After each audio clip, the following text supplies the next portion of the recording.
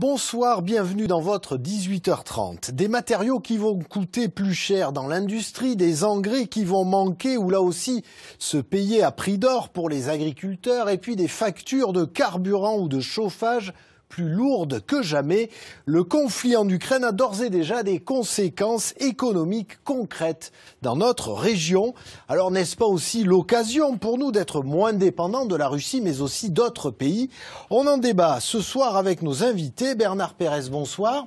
Bonsoir. Vous êtes le président du comité régional des pêches maritimes en Occitanie. Bernard Lannes, bonsoir. Bonsoir. Vous présidez, vous, la coordination rurale.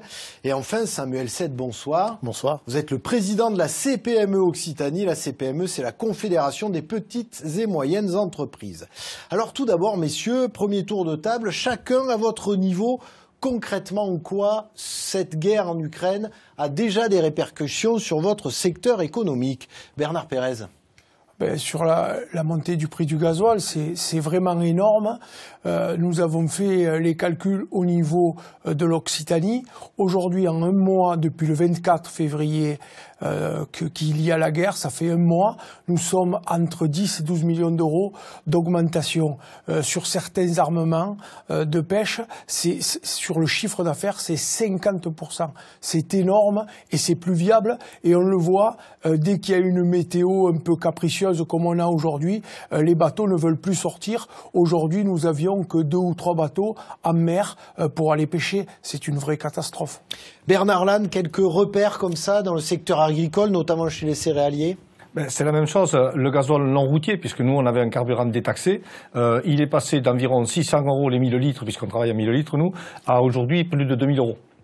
Donc, dans cette affaire-là, quand on parle pour les céréaliers, bien sûr, le carburant est important, mais vous avez parlé tout à l'heure de l'engrais. L'engrais est aussi fait avec de l'énergie, et cette énergie coûtant plus cher. L'azote est passé de 300 € la tonne à 1200 € maintenant. Donc, l'azote étant un facteur de croissance, le carburant étant aussi un facteur de production, si on reste tel qu'on est, la production va baisser. Et ça, c'est pas bon. Samuel Sett, est-ce qu'il y a des secteurs plus particulièrement touchés aujourd'hui, directement impactés, notamment dans l'industrie? Alors, il y a des secteurs qui sont directement impactés par l'impossibilité des zones géographiques concernées. Là, ça c'est incontestable. Mais il y a également tout l'environnement collatéral qui est lié à la hausse assez sensible de l'énergie, mais aussi des matières premières. Rappelons-nous rapidement, le bois c'est 100% d'augmentation sur les 6 derniers mois, le PVC 70%, l'alu 50%, et tout ceci a un impact finalement sur l'ensemble des métiers qui sont plus ou moins consommateurs. Il faut l'envisager comme ça. On va regarder par exemple la matière agricole et céréalière, ce que représente la Russie. La Russie, c'est 12% des exportations mondiales de céréales et d'intrants de production, c'est 34% des échanges de blé et c'est 73% des échanges de tournesol.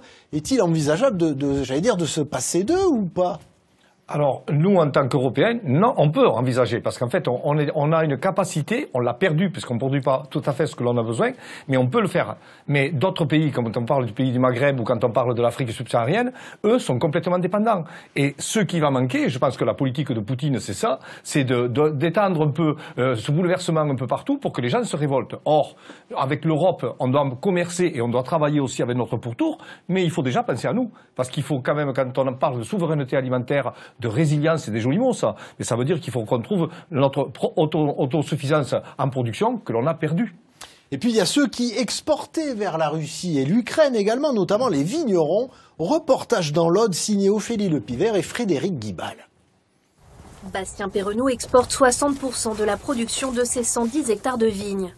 Après des années d'efforts, le vigneron pensait conquérir le marché russe. On avait dans le cadre d'une foire professionnelle à Moscou autour du 10 février, enfin trouvé un des plus gros importateurs russes en fait, et on s'apprêtait à signer des contrats assez importants puisqu'on parle de à peu près 25 000 bouteilles par mois. Et donc on était vraiment sur le point de finaliser au moment où Poutine a envahi l'Ukraine. À Limoux, la Blanquette fait la réputation des vignobles bien au-delà des frontières. Françoise Antachi est vigneronne. L'export représente 70% de son chiffre d'affaires. Et la dernière livraison vers la Russie est partie à la veille de l'éclatement du conflit. dépendant des décisions des États, de ce qui va se passer. Voilà, non, on est à l'aveugle. On devait y aller, mon fils qui s'occupe de l'export devait y aller dans 15 jours. Le billet était réservé, etc. Donc on annule tout et on met entre parenthèses pour le moment et on va se consacrer à d'autres marchés. Avec 25 000 bouteilles expédiées chaque année, la Russie et l'Ukraine représentent seulement 3% des exportations du domaine.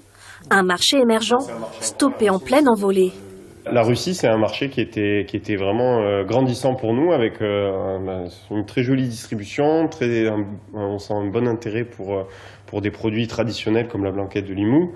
Et on avait démarré l'année dernière en Ukraine, justement, avec aussi également un très beau distributeur, plus petit, mais voilà, donc c'était deux marchés de taille différente, mais qui étaient intéressants pour nous.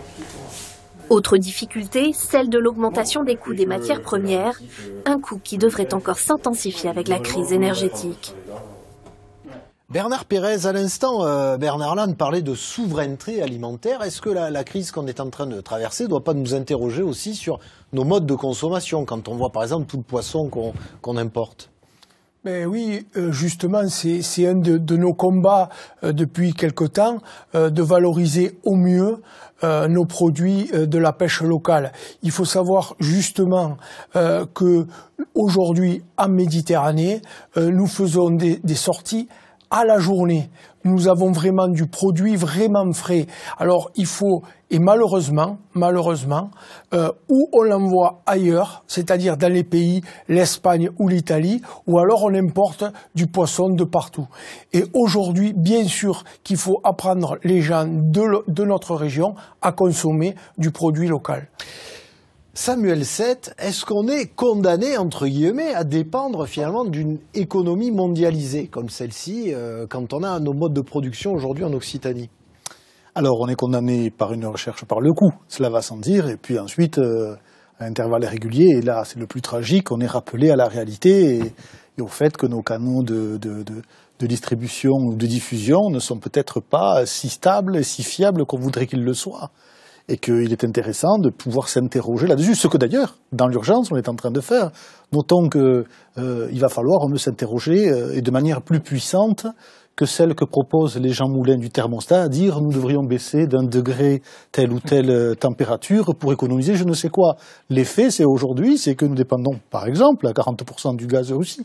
Mais à la limite, on devrait aussi s'interroger sur nos autres dépendances dans les autres pays qui sont considérés comme stables aujourd'hui, ou même comme alliés, et qui ont des intérêts économiques relativement divergents des nôtres. Alors, Thierry Saint-Touze, bonsoir. Dans, évidemment, ce maelstrom économique, une fois de plus, au cœur, j'allais dire, de la turbine, l'aéronautique. Et ce n'est pas la première secousse mondiale que subit ce secteur. Oui, on parlait agriculture. L'aéronautique, vous le savez, c'est le deuxième moteur économique de ce territoire. Alors évidemment, l'aéronautique a subi beaucoup de secousses, notamment dans les années 2000, au tout début, avec le fameux choc du 11 septembre qui a du jour au lendemain, stopper le transport aérien sur une partie du monde pour des raisons de sécurité. Puis petit à petit, l'aéronautique s'est remise en route. Il y a eu, rappelez-vous, ce volcan dont je ne prononcerai pas le nom, en Islande, qui a désorganisé tout le transport aérien en Europe. Et ensuite, ça a été le SRAS. Ensuite, ça a été les printemps arabes. Et puis, il y a eu la crise des subprimes à la fin des années 2008-2009.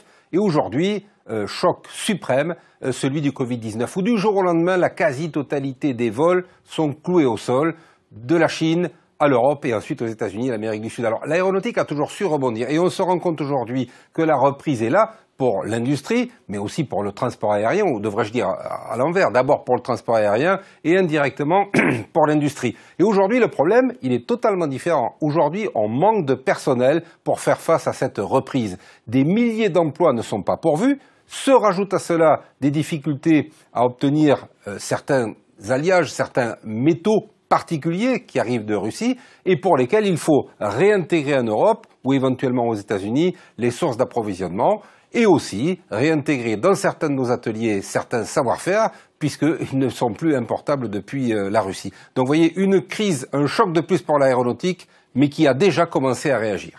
Merci Thierry.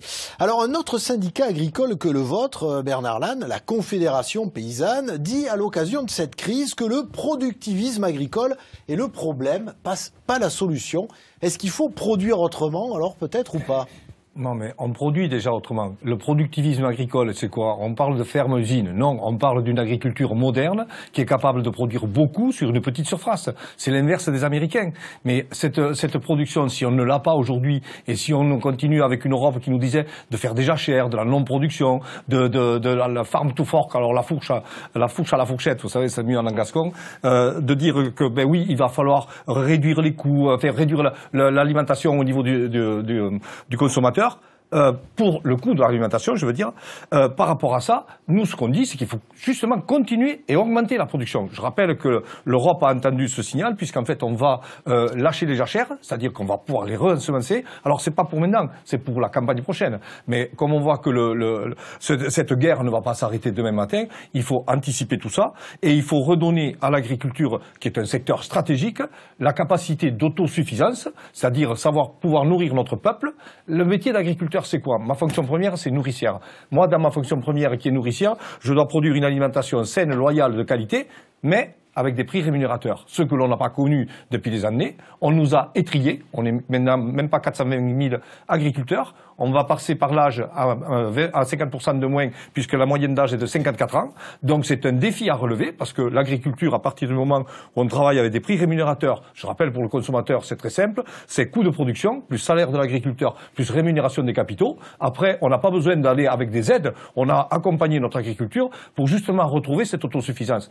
Quand vous voyez qu'on a des coopératives qui sont en Ukraine, quand vous voyez que tout simplement pour les semences de betteraves, on a nos semences de betteraves en Ukraine. Maintenant, quand on a voulu délocaliser, moi je l'ai dit un jour dans une réunion à Paris, dans mon Gers, à la limite du Lot-et-Garonne, on produisait des semences de betteraves depuis des années, et on nous dit on était parti en Ukraine parce qu'il y a de bonnes terres. On a des bonnes terres. Là-bas, on a des salaires à 5 €. Vous avez tout simplement juste au niveau aussi de la logistique, il manque 15% de chauffeurs, parce que ce sont des chauffeurs ukrainiens payés à bas prix. Je pense que tout ça, il va falloir le revoir. Bernard Pérez, quand on voit la situation actuelle, vous l'avez dit, tous les patrons pêcheurs ici en Occitanie font de la pêche artisanale, ils partent avec leurs propres bateaux. Est-ce qu'aujourd'hui, on a encore des jeunes qui ont envie de relever le flambeau quand on voit la situation et la tension économique qui est la vôtre? Mais je vois dans tout ce qui est exposé, on manque cruellement de main-d'œuvre. Et je pense que c'est tous les métiers qui sont impactés. Alors, je vais vous dire très sincèrement, nous avons un lycée de la mer à Sète, qui est le lycée Paul Bousquet, où on essaye de travailler avec la région, le lycée et les professionnels pour attirer les jeunes. Et on s'aperçoit que c'est de génération en génération, et plus ou moins, nous avons des jeunes qui sont à l'école et qui ont envie d'y aller. Mais vu tout ce qu'il se passe, moi je vais dire ça, est-ce qu'on a réellement envie d'une pêche en Méditerranée? Si on en a envie, donnons les moyens et les jeunes viendront tout seuls. Dernière question, voilà la pause. Est-ce qu'on n'a pas tout simplement, est-ce qu'on ne doit pas tout simplement, Samuel Sett, accepter de payer un prix aussi à notre indépendance? Alors ça c'est intéressant ce que vous dites, parce que d'un point de vue politique, on envisage largement le fait de payer plus cher du simple fait d'acheter local. Mais c'est pas ce que nous disent les clients. Les clients ne sont pas prêts à payer plus cher, indépendamment de la qualité, je fais abstraction de la qualité, ne sont pas prêts à payer plus cher pour de la viande, pour du poisson, au prétexte, et du prétexte au sens économique du terme. On va y revenir. Alors, on va y revenir à ce paradoxe, mais pour l'heure, comme tous les soirs, il est 18h53 sur France 3 Occitanie, et vous avez rendez-vous avec votre information de proximité. Et désolé, ce soir, pas d'édition locale du Tarn. Nous vous présentons nos excuses.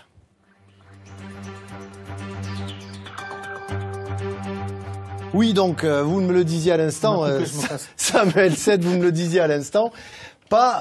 Le client, il est pas prêt, lui, à payer cette indépendance? Non, il est absolument pas prêt, non. Il est pas prêt dans la mesure où, prenons deux éléments en considération. Le premier, c'est que quand on fait partie avec une rémunération moyenne de 2 800 € des 8% les plus riches en France, on voit que le pouvoir d'achat de nos concitoyens n'est pas aussi élevé à due proportion qu'il l'était il y a un certain nombre d'années. C'est dû à un certain nombre de critères. Ça se réduit pas à de la politique politicienne. Ça, on doit l'envisager, c'est le premier élément. Et le deuxième élément qu'on doit prendre en considération, c'est absolument notre point central, c'est que il est faux de parier sur le localisme au sens structurel et simple et réducteur du terme. Voilà. Si on est capable de comprendre ça, On est capable, par contre, de mettre en place des filières, on est capable de favoriser ces éléments. Mais si on se berce d'illusions en disant il suffira de dire que c'est de proximité, pour entre parenthèses, il suffira de considérer que parce que c'est de proximité, c'est de qualité, ce qui est faux. Il suffira de considérer que parce que c'est de proximité, c'est donc bio, c'est faux, etc., etc. Voilà. Bernard Pérez, vous aviez demandé au Premier ministre un abaissement de vos charges sociales ainsi que portuaires. Où en est le dossier ? Mais à l'heure où nous parlons, nous sommes en pleine discussion, que ce soit au niveau national avec le Comité national des pêches ou avec la DPMA, la direction des pêches. Aujourd'hui, nous sommes en train de mettre en place des mesures, mais qui sont très complexe et nous sommes en train de travailler et ces jours-ci, on devait trouver des solutions. Mais on essaye aussi de travailler avec la région pour nous accompagner. Alors Thierry, l'État va certainement devoir remettre la main à la poche alors qu'il avait déjà été largement interventionniste auprès des entreprises dans le dossier du Covid. Enfin, pour l'instant, il le met plutôt dans la poche du contribuable, quel qu'il soit. Quand on paye son litre de gasoil à plus de 2 € à la pompe, la proportion des taxes restant la même, eh bien, ça fait des recettes supplémentaires. Même chose pour les compagnies aériennes, même chose pour le monde de la pêche ou de l'agriculture. Il va falloir s'habituer à payer plus cher. Comme on vient de l'évoquer, le prix des matières premières est en forte hausse, que ce soit celui du gaz, du pétrole, des céréales. Et prenons par exemple le cas des céréales. Il y a dans nos territoires, de la production agroalimentaire de viande. Ce sont les éleveurs. Eh bien, les éleveurs, pour la plupart, ont besoin de ces apports complémentaires en aliments. Ce sont des tourteaux de céréales qui servent à alimenter les grands et parfois les petits élevages. Et évidemment, cela, en tenant compte du temps industriel de 3 à 6 mois, va se retrouver, évidemment, dans le caddie ou dans le panier du consommateur. Le beefsteak va coûter beaucoup plus cher. Alors, il y a quelques productions plus locales qui font moins appel à de la production céréalière lointaine ou proche. Prenons le cas, par exemple, des ovins qui pâturent naturellement, que ce soit sur les côtes du Quercy, ceux du Larzac ou ceux des Pyrénées. Mais l'essentiel du prix de production de l'élevage, que ce soit le bœuf, les ovins, le porc, eh bien, va fortement augmenter, et sans doute aussi celui du poisson, comme on vient de l'évoquer, avec la hausse du coût des carburants pour nos pêcheurs.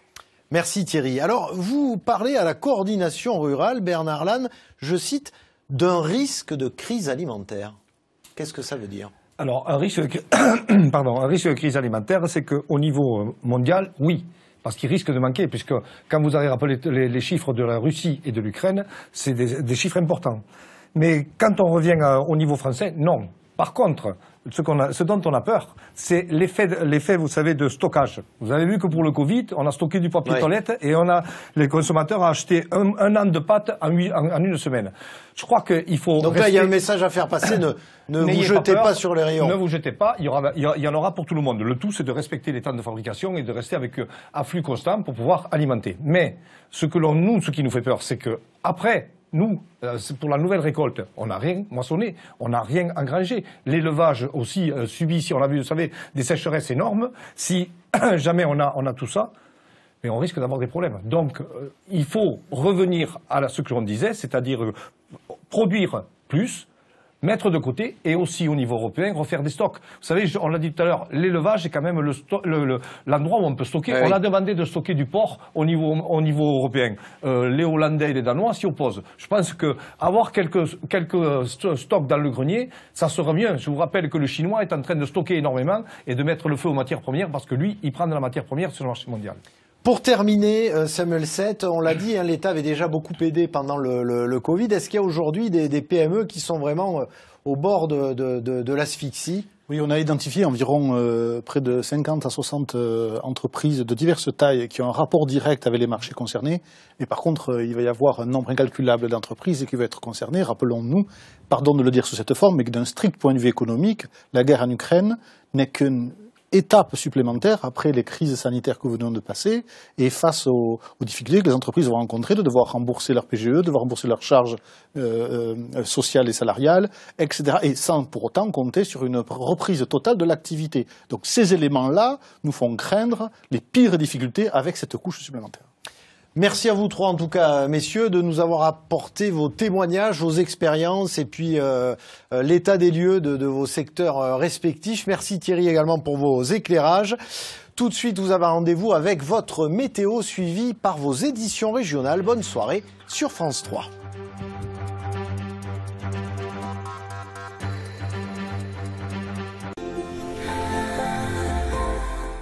Bonsoir, les conditions anticycloniques